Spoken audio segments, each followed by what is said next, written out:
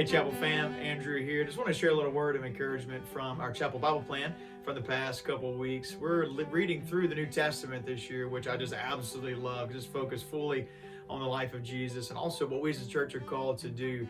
The past few weeks, we've been kind of camping out in 1 Thessalonians, which is a letter that Paul wrote to the church at Thessalonica, just encouraging them and to keep the faith, keep pushing forward, stay active, especially in the face of tribulation. Now, a lot of it was in the midst of trials and stuff, but really in 1 Thessalonians 4, I got really encouraged when Paul started talking about how to love one another. So I want to read verses 9 and 10 out of 1 Thessalonians chapter 4. It says, "Now about your love for one another, we do not need to write to you, for yourselves have been taught by God to love each other. And in fact, you do love all of God's people and his family throughout Macedonia, yet we urge you, brothers and sisters, to do so more and more and more."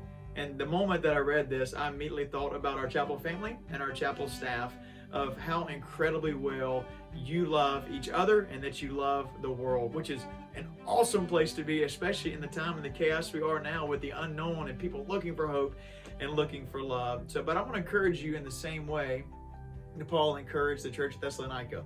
Let's do so more and more and more. And I think the way that we can do that is to ask a simple question that Pastor Anley Stanley always asks for North Point in Atlanta of, what does love require of me? And the thing is, we don't just need to ask that question, we need to be able to answer it as well.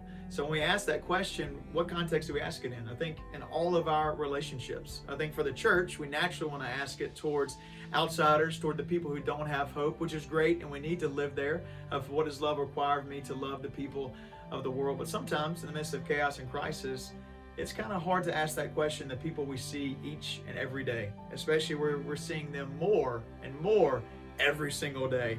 So in relationships, especially with our spouse and with our kids and with our close family and even our co-workers that we're working in quarantine with, let's begin to ask that question of, what does love truly require of me? And I think the way we're able to answer that question correctly is to feel and know and understand the love of Christ. Just like we talked about in our first live stream, let's fix our thoughts on Jesus. Let him be the epicenter and the axiom of all we think, all we do, spending time in his word, so that when we ask the question, what does love require of me, we not only have the answer, but we have the capacity to love one another. So this week, today, ask the question, what does love require of me? To my friends, to my family, to my spouse, and also to the world around me.